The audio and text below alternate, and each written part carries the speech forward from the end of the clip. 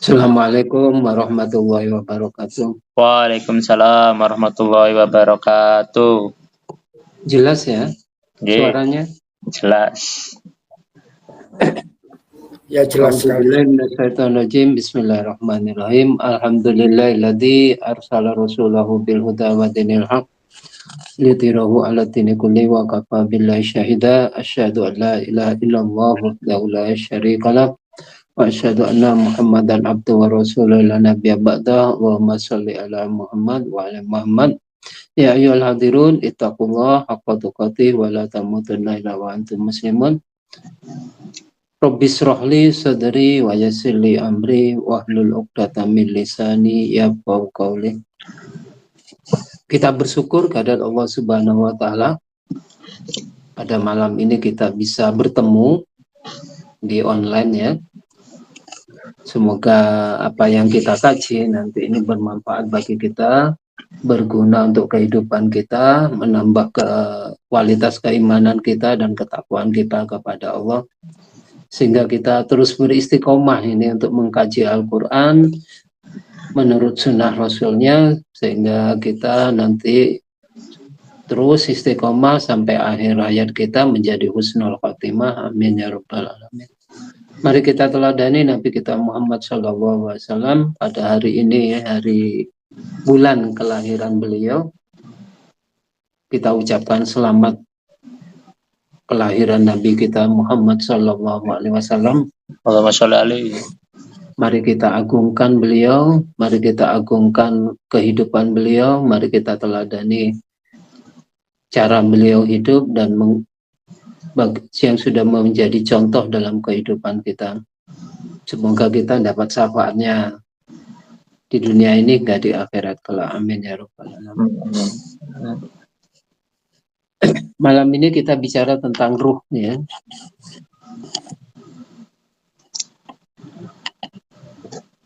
Ruh yang menjadi kehidupan kita ya. Yang pertama, secara garis besar manusia itu terdiri dari makhluk dualisme ya, antara jasmani dan rohani ya. Itu dualisme, istilahnya dualisme. Ada juga yang mengatakan manusia itu adalah makhluk rohani yang dibungkus dengan jasmani. Banyak ya, macam-macam sebenarnya terjemahannya apa itu manusia, tapi dari unsur jasmani dan rohani ini ada juga yang apa itu ya, makhluk apa ya, macam-macam lah. Ada yang pertama, dari jasmaninya itu manusia itu dibuat dari unsur saripati tanah ya. Ya, saripati tanah itu kalau secara kimia itu kan terbuat dari karbon, oksigen, nitrogen, hidrogen, ferum dan sebagainya ya. Sehingga nanti menjadi protein. Nah, protein inilah yang akhirnya menjadi sperma dan sel ovum dan nanti bertemu akhirnya menjadi calon manusia kita ini ya. Dan protein inilah yang membangun apa itu sel-sel tubuh kita, tulang kita, otot kita, kulit kita, dan juga memelihara jaringan tubuh. Nah, ini kalau secara jasmani. Jasmani ini gunanya untuk apa? Itu kendaraan ya, kendaraan kita. Ya. Sarana aktivitas hidup manusia ya pakai jasmani. Artinya kalau kita melaksanakan syariat-syariat Allah itu ya pakai jasmani. Atau kalau komputernya itu hardware-nya ya. Hardware-nya. Jadi jasmani ini kendaraan kita. Ya. Apakah begitu nanti apakah jasmani itu kekal? Kita tahu hukum ya, hukum materi ya. Hukum materi itu sebenarnya kekal. Jadi materi itu bisa berubah menjadi energi, energi juga bisa berubah menjadi materi. Seperti itu apa? Pohon itu ya. Pohon itu energinya dapat dari matahari, kemudian karena energi itu zat-zat kimia itu dirubah menjadi buah. Buah itu dimakan oleh manusia menjadi energi bagi manusia untuk hidup. Jadi materi berubah jadi energi, energi nanti berubah menjadi materi. Jadi sebenarnya kekal. Apakah nanti besok di akhirat itu ruhnya saja yang dibangkitkan? Tidak, dengan jasmaninya. Jadi jasmani dan rohaninya akan dibangkitkan oleh Allah nanti di akhirat. Itu untuk jasmani. Yang kedua, unsur rohaninya. Ini ada ayat pada surat Surat 17 ya, ayat 81. A'udzubillahi minasyaitonirrajim. Bismillahirrahmanirrahim. Wa yas'alunaka 'anir ruh. Mereka orang-orang Yahudi mempertanyakan tentang ruh. Ya. Bertanya tentang ruh. Nanti itu ruh itu apa nanti ya. Kul, tegaskan Muhammad, ar-ruh min amri rabbi, bahwa ruh itu ya berdasarkan urusan Tuhanku gitu ya. Wa ma utitu minal ilmi illa qalila. Orang tidak diberi ilmu tentang ruh itu illa qalila, kecuali sedikit. Ini yang mengatakan sedikit Allah ya. Bagi kita itu banyak. Ayat ini juga bukan berarti kita dilarang untuk bicara ruh, enggak. Ayat ini hanya menjelaskan bahwa ruh itu nanti wawasannya luas gitu ya. Menyangkut apa saja itu ada ruhnya gitu. Ya. Jadi semua aspek kehidupan itu ada ruhnya. Kalau tidak ada ruhnya itu mati. Jadi ruh itu adalah ruh yang menghidupkan, ruh kehidupan. Semua ada itunya ya. Makanya kulir ruh min amri robbi. Ruh itu urusan Tuhanku, kata Allah. Wa ma'utitu minal ilmi illa qalila. Tidak diberi dan tidak diberi ilmu tentang ruh illa qalila, sedikit. Itu sedikit bagi Allah, bagi kita banyak. Bagaimana nanti kita bicara ruh itu melahirkan berbagai macam ilmu ya. Ilmu psikologi, ilmu neuroscience, ilmu macam-macam nanti. Ya, orang-orang yang bicara tentang ruh itu banyak nanti ya, melahirkan berbagai ilmu ya. Ya itu. Ada lagi pertanyaan, ruh itu ciptaan Allah atau bukan? Nah, ini juga dipermasalahkan. Ya. Ada ayatnya di Quran itu tidak ada keterangan bahwa ruh itu ciptaan Allah, itu tidak ada keterangannya.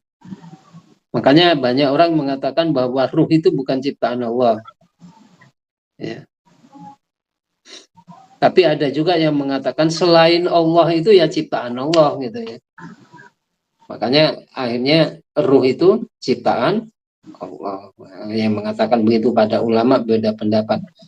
Kita lihat ayatnya ya, pada surat 15:29 itu. A'udzubillahi minasyaitonirrajim. Fa idza sawaituhu wa nafakhtu fihi min ruhi faqa'u lahu sajidin. Ya, maka ketika pertumbuhan tubuh, pertumbuhan jasmaninya itu sudah memenuhi standar ya, yaitu pada nanti 4 bulan ya, pada usia 4 bulan bayi itu sudah terbentuk tubuh manusia. Wa nafakhtu min ruh, maka kami hembuskan, kami tiupkan ke dalamnya ruhku. Nah, ini yang dimasalahkan ya, ditiupkan ke dalamnya ruhku. Di sini ada kata wa nafakhtu, aku tiupkan, min ruhi, dari sebagian ruhku. Nah, ini sebagian ruhku, di sini ada Jadi ruh itu katanya sebagian dari ruh Allah gitu.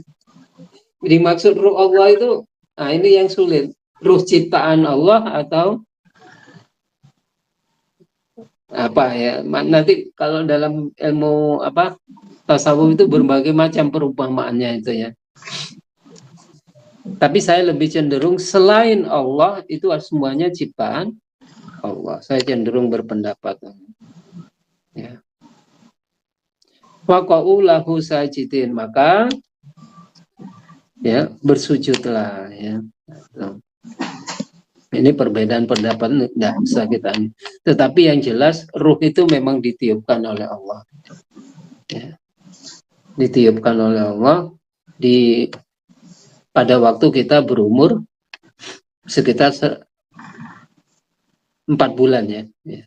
Setelah itu biasanya ditentukan umurnya, ditentukan rezekinya, ditentukan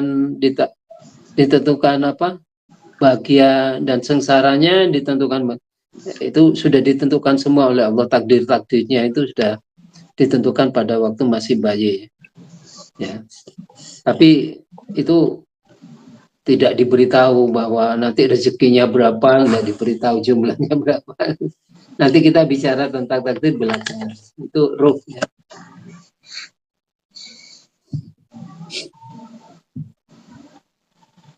Ruh ini ya, ruh ini sebelum ditiupkan itu sebenarnya sudah ada dialog ya antara Allah dengan ruh untuk menerima amanah dinul Islam. Jadi sebelum ditiupkan Allah sudah berbicara dengan ruh itu ya.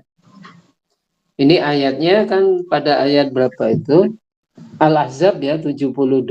A'udzubillahi minasyaitonirrajim.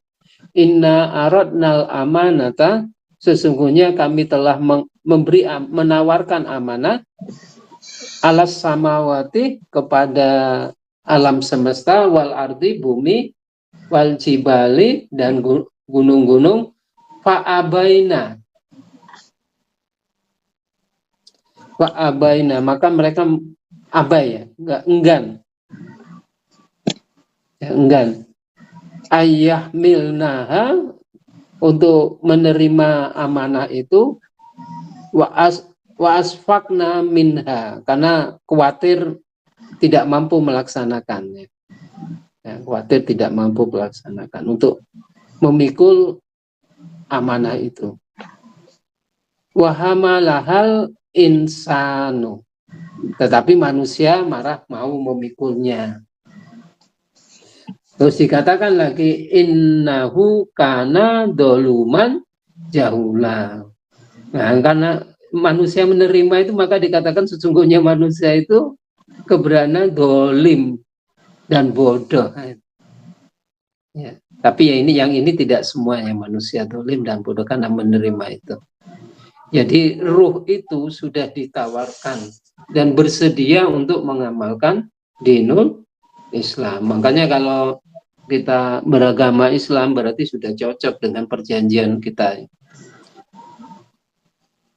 Kemudian juga ruh itu sudah bersaksi tentang keadaan Allah ya. Itu pada Al-A'raf 172 itu ya. Wa id akhadha rabbuka, a'udzubillahi minasyaitonir rajim, wa id akhadha rabbuka mim bani adama min duhurihim wa dzurriyyatihim wa asyhadu ala anfusihim alastu bi rabbikum qalu bala syahidna. Jadi ruh-ruh dari keturunan Nabi Adam itu dikumpulkan, kemudian dipersaksikan oleh Allah. Alastu bi rabbikum, bukankah aku ini Rabb kamu? Maka mereka menjawab, qalu bala syahidna, kami bersaksi. Ya. Jadi ruh kita itu sudah tahu Allah, sudah mau menerima dinul Islam, sudah tahu. Ya. Kemudian ruh-ruh ini satu demi satu dihembuskan ke calon manusia kita. Nah, ini dihembuskan. Makanya biasanya begini, kalau orang-orang itu ya, kalau orang hamil dan sebagainya itu kita berdoa ya, Rabbi habli minas solihin gitu ya. Semoga kita itu ditiupkan ruh yang orang-orang yang soleh gitu. Ya, ditiupkan, diberi ruh-ruh orang yang soleh gitu. Ada yang berpendapat seperti itu ya. Ini gimana nanti kita bicarakan masalah itu ya. Ya. Jangan sampai kita diberi ruh yang calon bukan anak soleh katanya. Apakah begini ini benar? Kita nanti bicarakan. Tapi kita bicara tentang ruhnya. Itu. Kemudian ya di ruh ini sudah ada sebelum calon bayi sudah ada ya. Tinggal Allah tinggal meletakkan gitu ya. Nanti iki tubuh letakkan di sini, ini tubuh ini di sini gitu ruhnya. Dan ruh itu sudah bersaksi kepada Allah dan ruh itu sudah siap menerima dinul Islam sebagai tatanan kehidupannya itu. Kemudian ada yang bertanya, di mana letak ruh di dalam tubuh? Ya. Letaknya itu di mana? Ya. Letaknya itu di otak. Di lapisan kulit otak ya. Apa itu istilahnya? Kortek apa itu? Di lapisan jadi di lapisan berapa senti itu ya, di otaknya. Yang jelas di otak. Ya.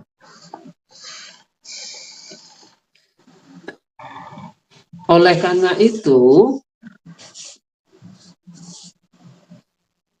ketika kalau ruh itu lagi dicabut gitu ya, dicabut gitu, makanya dalam hal ini ketika ruh itu dicabut sudah sampai ke kerongkongan ya, kalau sudah sampai di kerongkongan itu di kerongkongan itu ada namanya batang otak. Nah, batang otak ini fungsinya adalah mengatur semua kerja organ. Kalau batang otak ini memutuskan supaya semua organ itu tidak bekerja ya tidak kerja, mati semua di batang otak itu. Makanya kalau ruh itu sudah sampai di kerongkongan atau di batang otak ya, ayatnya kan ada itu pada surat 5683 itu ya, ayatnya apa? Falaula idza balaghatil hulqum. Kalau sudah nyawa itu sampai di kerongkongan, di batang otak, ada juga batang otak ya. Di batang otak. Itu orang kalau sudah nyawanya sampai di batang otak, kata Allah sudah tidak ada gunanya minta maaf. Ya memang sudah waktunya ya, sudah. Kalau sudah di batang otak nanti batang otaknya putus maka mati orang itu, sudah mati ya. Ada lagi pada ayat kiamat itu kalla idza balaghatit taroki. Kalau apa itu sudah sampai di kerongkongan sama ya, taroki dan hulkum itu leher atau nah di leher ini ada batang otak, di atas leher ini ada batang otak. Ya. Makanya batang otak ini adalah akan berpisah dengan kehidupan dunia itu karena di batang otak. Pada saat ini apa itu? Pada saat lagi nazak begini nih, ruh di batang otak itu biasanya kasapnya dibuka ya.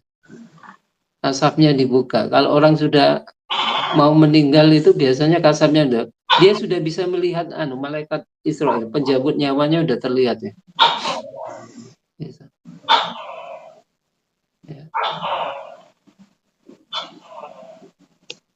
Bisa melihat tubuhnya ruh itu kalau sudah keluar dari manusia.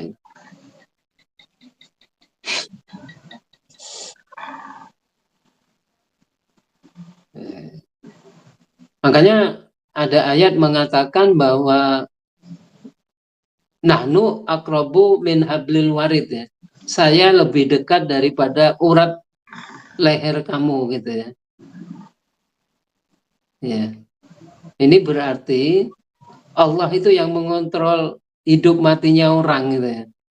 Allah itu karena mengontrol hidup matinya orang itu fungsi dari batang otak.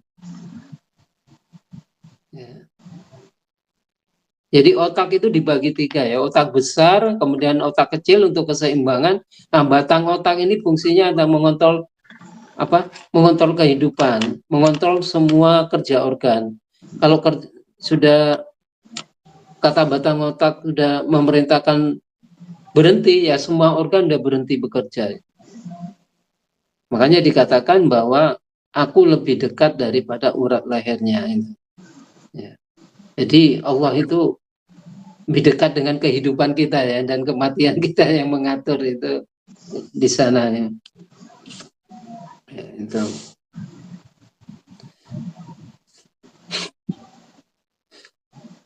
Kemudian apa bentuk ruh dalam tubuh? Ya. Ketika ruh telah ditiupkan dalam tubuh dan tinggal di otak, kemudian mengontrol semua organ, semua tubuh kita menjadi, kalau di kepala, ruh itu nanti akan menjadi akal pikiran. Kalau di paru, dia akan menjadi nafas. Nanti kalau di mata, dia jadi penglihatan. Kalau di telinga, dia menjadi pendengaran. Jadi semuanya disebar ke dalam tubuh, ya. Karena adanya ruh itu, maka timbul kesadaran. Itu yang, jadi ruh ini yang mengontrol semuanya.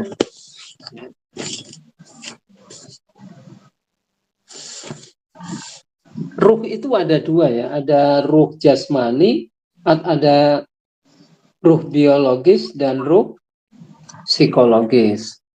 Kalau ruh biologis itu ya, ruh biologis itu adalah ruh yang menggerakkan secara biologis semua organ. Ya.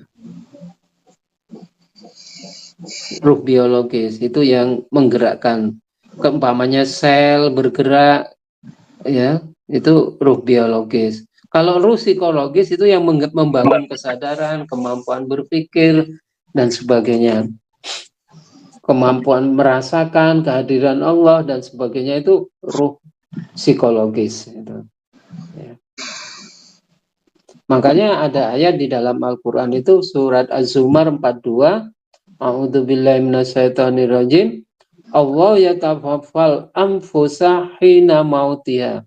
Allah itu memegang ya, atau mencabut ya, mewafatkan istilahnya.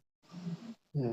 Anfusa hina mautiha, ketika mati. Wallati lam tamut fi manamiha, dan orang yang tidak mati tapi dalam tidurnya. Fayumsikul lati qada alaihal mauta wa yursila ukhra. Ya, kemudian menahan sampai menahan orang yang mati, kemudian melepaskan orang yang bangun, ila orang mati sampai waktu ajalnya, dan melepaskan yang lain ya. Inna fi dzalika laayatin liqaumin yatafakkarun. Yang demikian itu jadi bukti bagi orang-orang yang mau berpikir. Jadi pada waktu kita tidur itu ruh psikologisnya ditahan oleh Allah, tetapi ruh biologisnya tetap jalan untuk mengatur semua kerja organnya. Nah, kalau bangun, ruh psikologisnya dikembalikan oleh Allah. Jadi ada ruh psikologis, ada ruh biologis ya.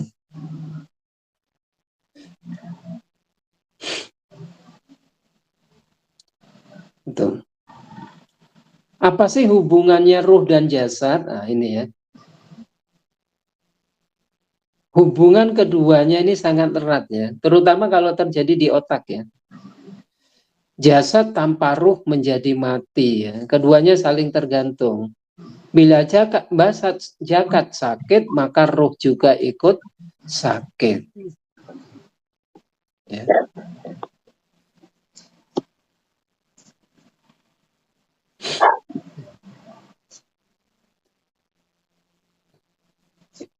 Lihat hadis Nabi itu ya.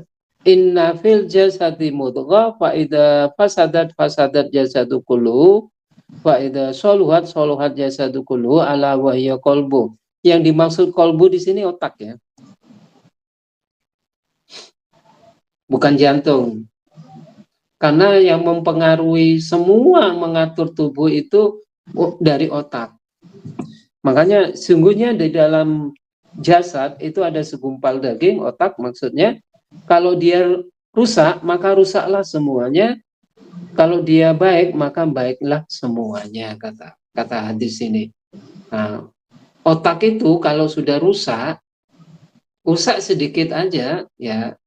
Kalau yang sebelah kiri itu ada sumbatan, maka akan jadi stroke ya. Sebelah kanan, tubuh sebelah kanan. Kalau yang kanan yang stroke, maka tubuh sebelah kiri yang stroke kalau ada sumbatan ya. Makanya itu sangat berpengaruh semua di ya. Sedangkan kalau organ yang lain seperti jantung, paru dan sebagainya itu kalau rusak itu masih bisa digantikan mesinnya. Tapi otak nggak bisa digantikan oleh mesin. Itu ada apa itu pemain apa itu basket itu yang jantungnya diganti mesin ya, jantungnya diganti mesin. Itu bisa hidup berapa bulan. Di YouTube ada itu. Setelah dapat apa itu organ jantung, kemudian jantungnya diganti jantung yang baru, itu baru mesinnya sudah diangkat. Begitu juga yang lain. Begitu juga hati. Hati itu fungsinya banyak. Tetapi dia kalau rusak itu bisa, hati itu bisa tumbuh ya, disayat gitu nanti tumbuh kayak yang rusak diambil dia tumbuh kayak tanaman ya, bisa kembali lagi gitu diambil. Itu hati ya. Begitu juga ginjal juga bisa diganti dengan ginjal orang yang lain ya, atau diganti dengan ginjal mekanik mesin dan sebagainya. Makanya yang berpengaruh ke semua tubuh itu adalah otak. Begitu juga kalau orang mati ya, orang mati itu kalau jantungnya nggak berdetak, nggak langsung mati. Tapi kalau otak yang rusak, langsung mati ya. Apalagi kena batang otak ya. Langsung mati.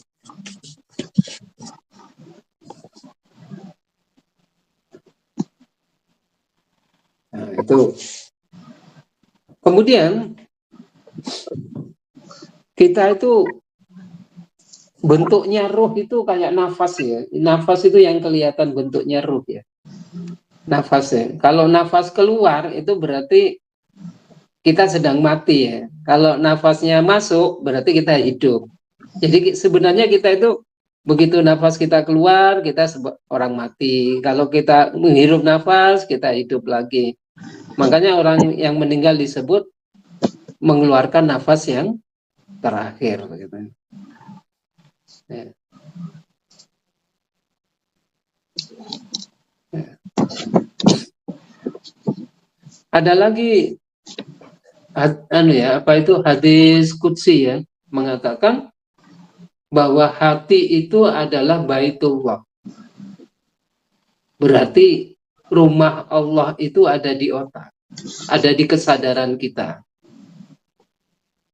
Ya. Ada di pola pikir kita. Ya. Ada di otak. Makanya bahkan Allah mengatakan dalam Al-Quran dikatakan itu ada hadis ya mengatakan innallaha la yanduru ila ajsamakum wala ila suwarikum walakin yanduru ila qulubikum. Allah itu tidak melihat jasad kita, tubuh kita ya, atau bentuk rupa kita, tetapi melihat qulubikum, hati. Nah, melihat otaknya, niatnya. Ya, niatnya ikhlas enggak apa enggak gitu ya. Pola pikirnya baik atau tidak gitu ya. Itu dari otaknya gitu. Ya.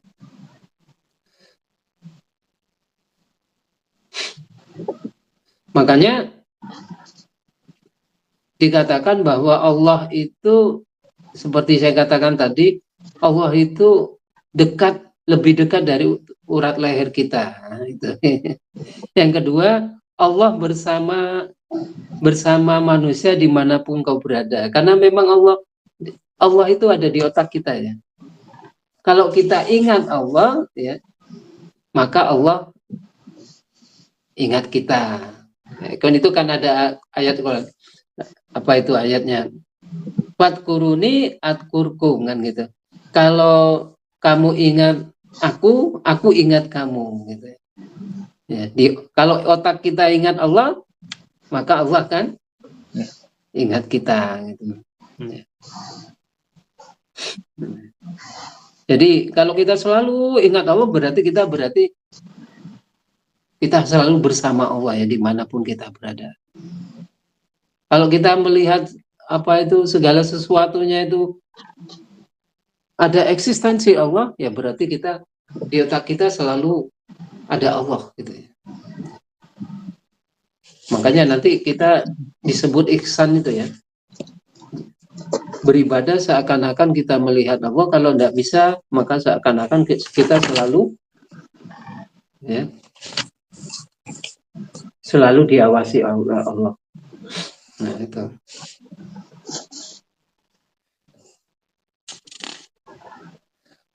Terus kemana jasad dan ruh kembali?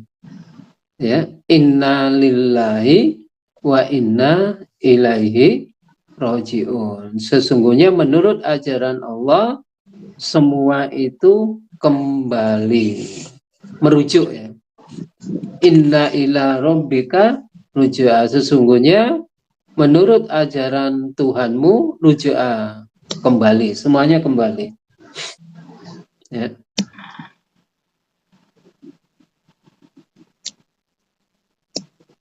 Jadi nanti kalau orang sudah mati pada dia setelah meninggal dibawa ke alam kubur setelah para pelayatnya pulang 3 langkah pulang, ruh itu dikembalikan ke jasad manusia itu. Kemudian datanglah malaikat mungkar nakir, kemudian ditanya itu ya, marrobuka, ma imamuka, man nabiyuka, ma kiblatuka, ya, ma ikhwanuka dan sebagainya. Itu ditanya seperti itu. Maka mereka yang beriman mesti bisa jawab, Allahu Rabbi, Quran imami, Muhammad abdu wa rasuluh, ya, dan sebagainya, itu bisa menjawab.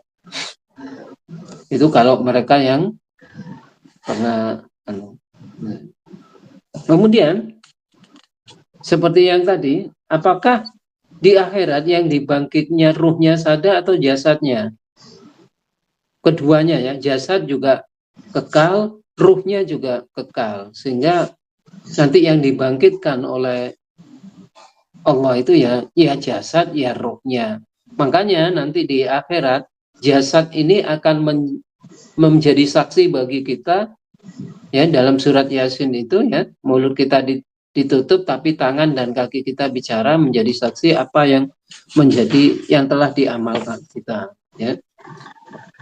Nah itu.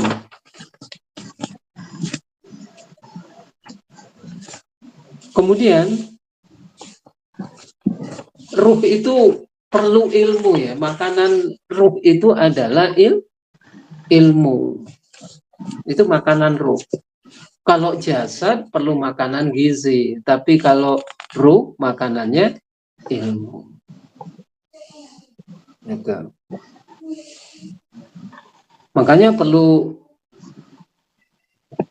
eluh itu ada di kepala kita, sehingga kepala kita itu perlu dimasuki ilmu terus gitu. Agar supaya apa? Supaya ruh kita menjadi tenang karena terus disajikan hal-hal yang bergizi, apalagi ilmu Al-Quran, sehingga ya. Jadi ruh kita itu akan tenang, ruh yang ada di otak kita, satu, kalau kita sering ngaji, yang kedua kalau kita sering dzikir kepada Allah, kalau kita beribadah kepada Allah seakan-akan kita bertemu dengan Allah, itu maka ruh kita akan tenang ya. Ya, itu. Nah, itu. Makanya kadang-kadang ilmu itu disebut ruh kehidupan. Dan Al-Quran itu adalah ilmu. Makanya Al-Quran itu adalah ruh kehidupan. Ilmu itu juga ruh kehidupan. Makanya mari kita terus